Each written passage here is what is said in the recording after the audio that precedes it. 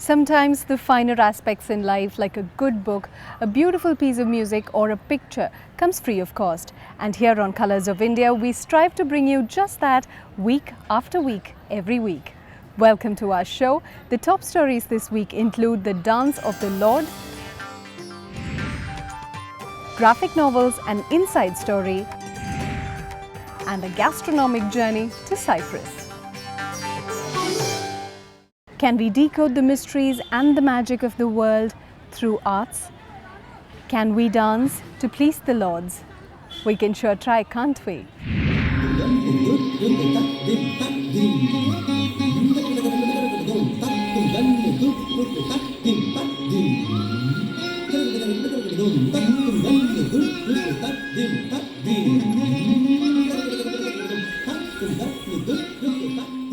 Om is the Pranava mantra, the first and foremost sound.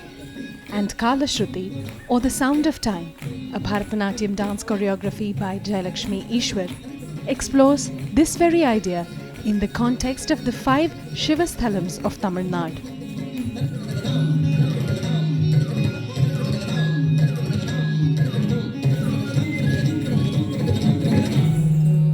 It's an abstract theme. It's about the 5 elements. So even in terms of kya kare, just showing water is not nice or just showing fire is not nice. So we have to think how best to mold the abstract theme into reality. For example, when you are doing the Agni, that there's 2 stones hitting against each other, the starting of the fire. So like there's a lot of Agni Kautvam, which is traditionally done by the Devadasis in the temple, and also the goddess coming out of the fire. So a lot of these different ideas I put together, and a lot of Veda Kosham I'd use for the chanting, because it's basically the sound, the creation of the sound from the Damaru. So everything goes back to God.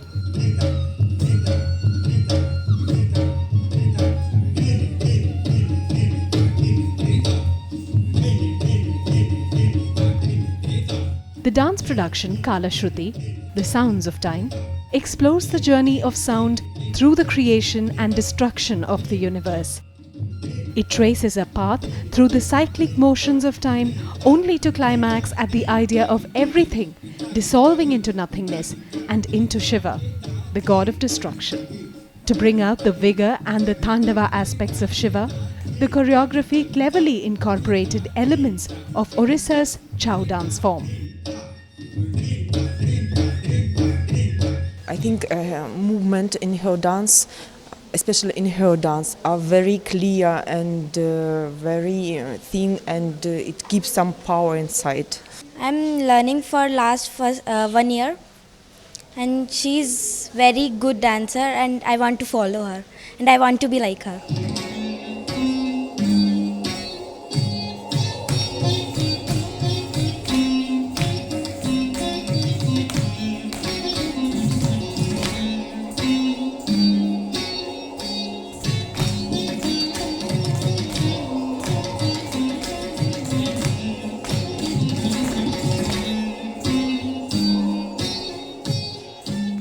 Five elements, earth, wind, water, fire and space, together constitute the known world, and it is this concept that Kala Shruti seeks to explore.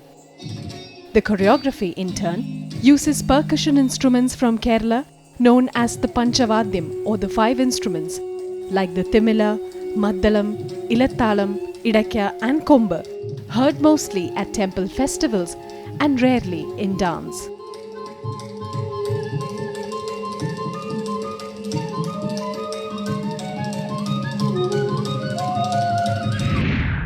Five elements and the fascinating Tandava of Lord Shiva. What a memorable performance that was. Moving on, Amrita Shergill is a name that we associate with modern Indian art, and this year we're celebrating the 100th birth anniversary of this great Indo-Hungarian painter.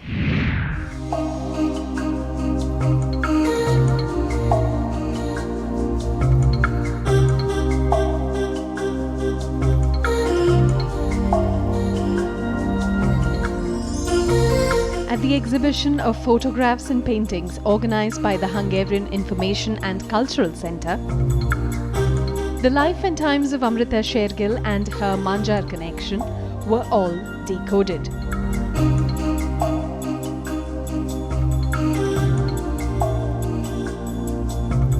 Born in 1913 in Hungary to an Indian father and a Hungarian mother, Amrita Shergill practically grew up in Budapest.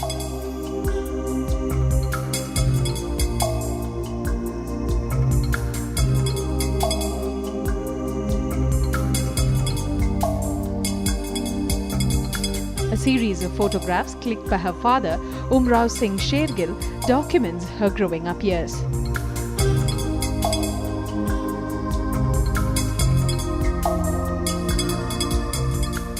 Well, I've been following the work of Shergill's for the past some time. What brings me here is actually just the fact that it's about her experience and about her life itself, and that to me is very interesting. And I've always been interested to find more about her, and to see it through the print. I mean, here is kind of very, I'm really happy that I could see it at this place. I mean, definitely what's something more special here is what I think is about those key people or those who were part of her life, and I find that as really interesting to learn more about.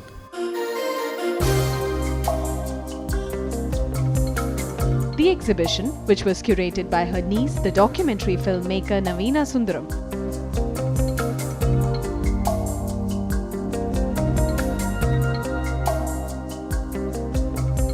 cleverly juxtaposes photographs with diary entries and letters written by the artist in a chronological order.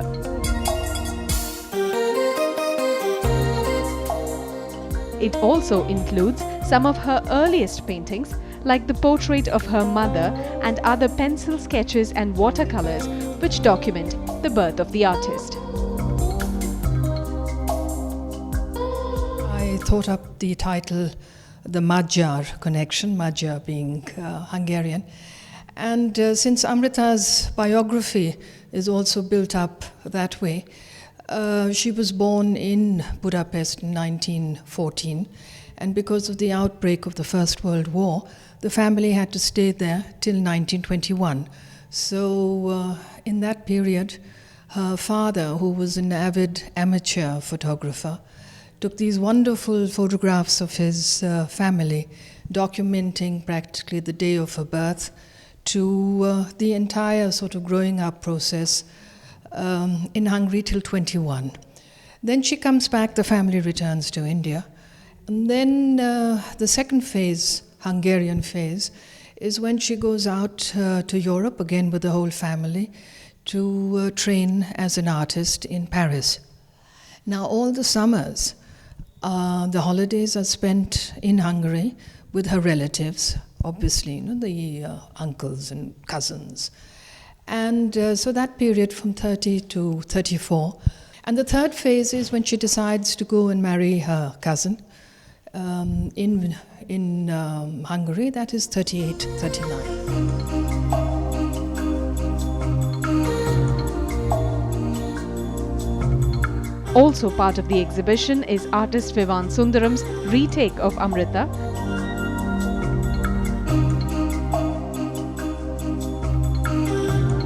a series of black and white digital photo montages based on archival photographs from the Shergill family.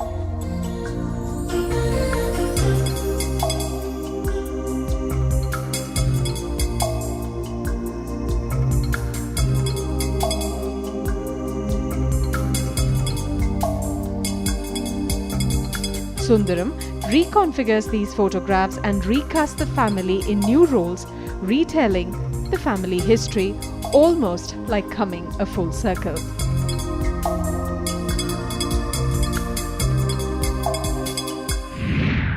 When a 1931 artwork of Amrita Shergill's made an appearance in an auction house here in Delhi, the estimated worth of that painting was close to 4 crores.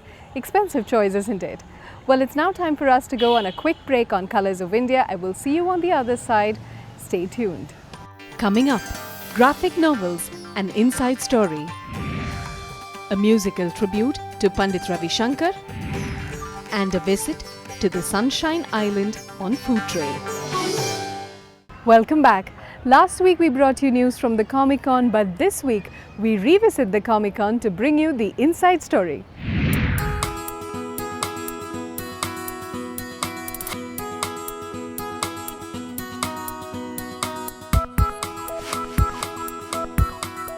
Prehistoric cave paintings with their picture stories tell us that the primary mode of communication was through the medium of graphical illustrations.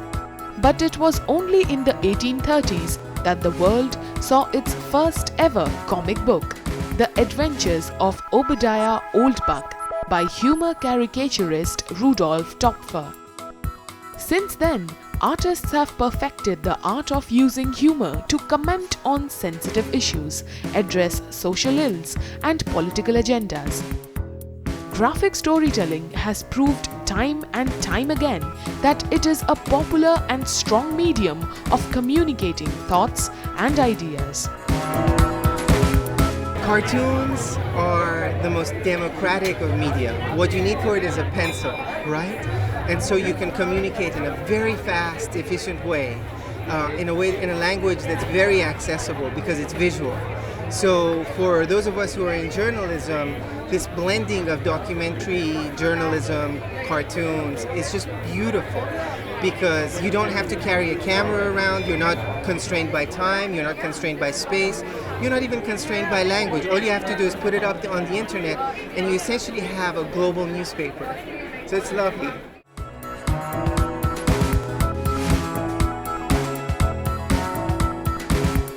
At the third Indian Comics Convention, we came across authors who have used these comic cartoons to convey serious and potent ideas. Zara's Paradise, for instance, is a graphic novel translated into 16 languages, and the story takes place in the aftermath of the disputed Iran's 2009 elections. It is co-authored by world-renowned artist and cartoonist Khalil, along with famous Iranian-American human rights activist, journalist and writer Amir.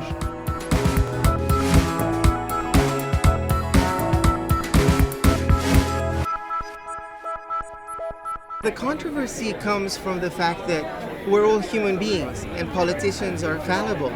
And cartoonists just love absurdity. They just show the gap between reality as it is and reality as people want it to be believed. So that makes it very powerful. But I think what's beautiful in the case of Iran is that you saw the Iranian people holding mobile phones. So you have the birth of the age of citizen journalism. I mean, you walk around in India and you see the role the Indian people are playing in resisting rape. That's popular media. That's their cell phones, connections, networks. And that's a beautiful thing. That's democracy. That's what India is all about. For many years now, the Indian comic market has had simplified mythical stories, more commonly known as Amar Chitra Kathas. The trend now is shifting to accommodate the real as well. Graphic novelist Sachin's book portrays the life and struggles of Mother Teresa.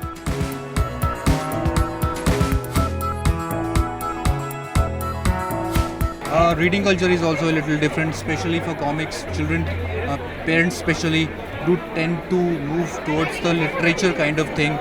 And but the kind of youngsters that we have today, they're pretty hip and they're pretty cool kind of thing. And comic is definitely a cool new right now because it's just starting in India. And the culture is developing. And as you can see, there's a lot of crowd here and people are coming. It's not like a push to the corner thing anymore. For the lovers of comics, the third Indian Comic Con was no less than paradise. Comics, we now know, are not just about fun and games.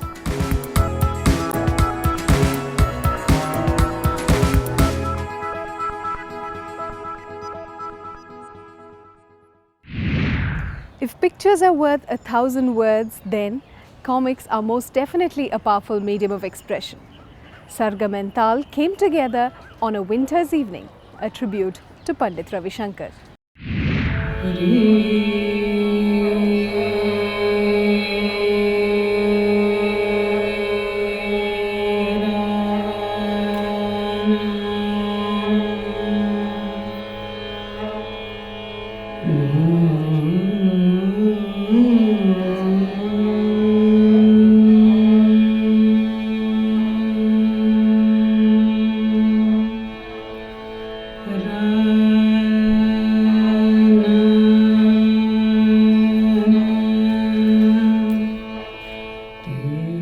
the name of the great sitar maestro, late Pandit Ravi Shankar, and evening of classical music was felicitated.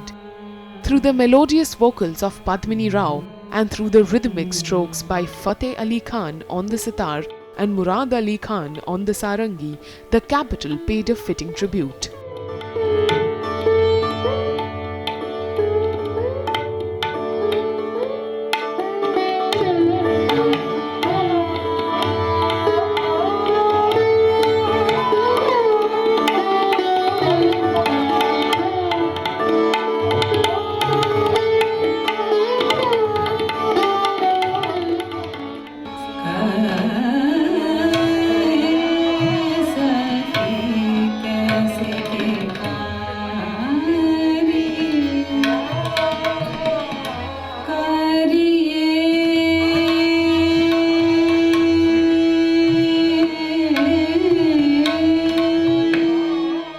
Since the past 26 years, Padmini Rao has been residing abroad, but she never fails to miss any call from the classical land.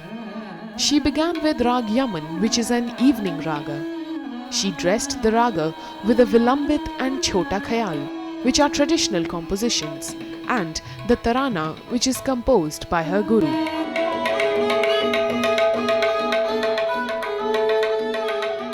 The style of singing a thumri involves elongating and stretching the song to bring out the form.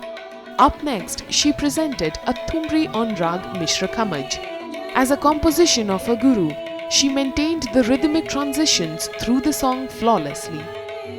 She was accompanied by Murad Ali Khan on the sarangi, Sudhir Pandey on the tabla, and Mohammad Nizam on the harmonium.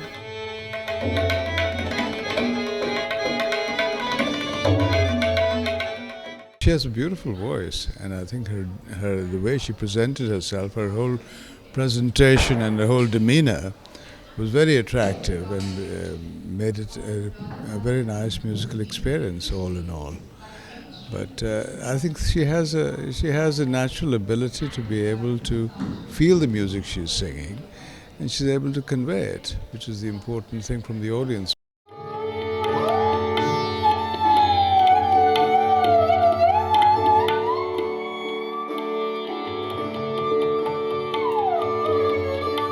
The evening ended on the rich notes of the sitar and sarangi, played by Fateh Ali Khan and Murad Ali Khan.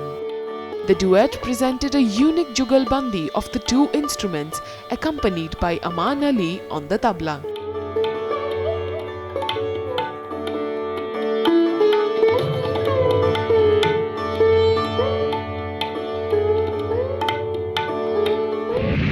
They say that classical music has the power to transcend and reach out to the other worlds, and I'm sure you agree with that now. It is now time for us to go on a quick break. Don't go anywhere because the best is yet to be. Coming up is the Cypriot Kitchen on Food Trail this week. Cyprus, the Mediterranean island, whose dramatic history can be traced back over 9,000 years. An island which was invaded and claimed by many civilizations. An island that is at the crossroads of 3 continents, where East meets West. The Cypriot kitchen is just as fascinating and is known for its exotic aromas and fresh flavors.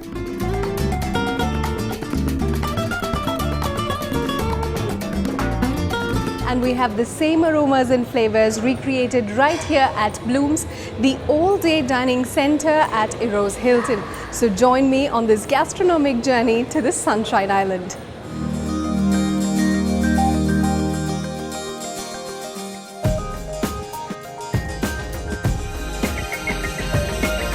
With a setting of freshly baked breads, large chunks of cheese, fruits and vegetables, the Bloom's that I walked into had recreated the essence of that Cypriot kitchen. I think the food of a country is its best ambassador. I knew Indian food before I knew India itself, and I think the food and the cuisine is indicative of the culture. Like for me, India, the whole of India is like a masala of ethnicities, cultures, and it's a very rich culture. So I hope by trying Cypriot food, people will get an understanding of how Cypriot culture is and the history of Cyprus as well, because Cyprus has been under the Ottomans, under the Arabs, under the Venetians, under the British. So all this history is reflected in the cuisine. So I think it's a great opportunity to get to know Cyprus through its food.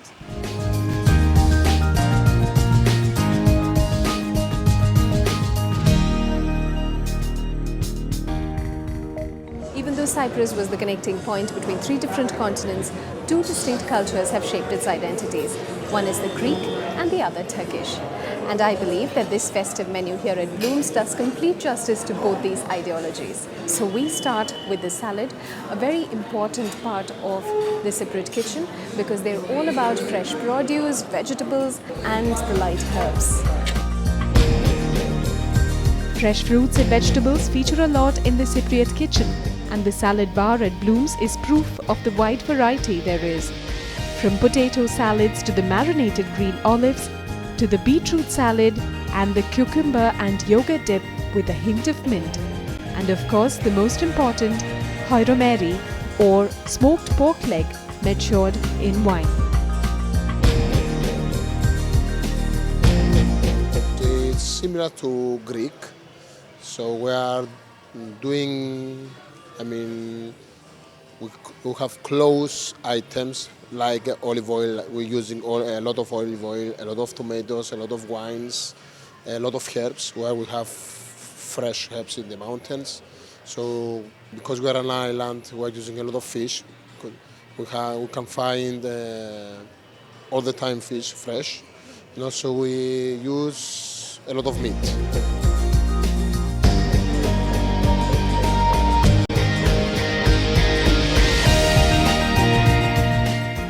The idea, even though they are all cooked very lightly, is to retain the authentic and the original flavor of these ingredients. The spices do not in any way hinder with the taste of the original dish.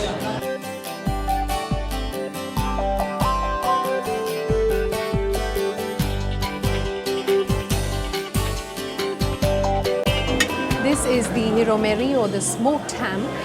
It is very dry and lean meat. It is salty and aromatic, and I think it makes a great starter and also may be great for sandwiches. Absolutely love the smoky saltiness of this dish. There was the porcathilia, kathisto or octopus in an onion stew, vegetables filled with rice, oven-cooked green peas or genista. A meal at Bloom's averages at 2,500 rupees. The main course is also a delight with an array of vegetarian and non-vegetarian dishes to choose from.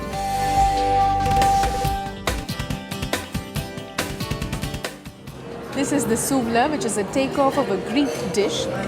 Large chunks of meat, vegetables or fish are slow cooked over charcoal fire, and this gives it a very distinct flavor and taste. Now this is quite similar to the tikkis that you have in India. The cooking style is similar, but of course the masalas, the ingredients are very different. Even though this has a lot of spices, it is not spicy like the Indian version. So the real flavors, and I repeat this part, the real flavor or the real taste of the dish in question remains, is intact, and when you have a piece of prawns, you can actually taste the sea.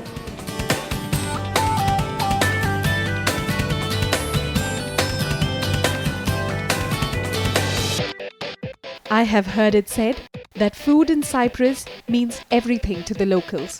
With its selection of meat, fish, dairy, fruit and vegetable-based dishes, I don't doubt this for even a minute. This is one place where the vegetarians and the meat lovers or the seafood lovers can go back with equal satisfaction, feeling well fed and light. I am thoroughly enjoying the burst of flavors that my palate has sampled this evening. And yes, I agree that it is a little expensive, but is it worth it? I definitely think so. So let me get back to eating. Thank you for watching. Remember to send us your feedbacks and suggestions onto our Facebook page. I will see you next week. Same time, same show. Goodbye and take care.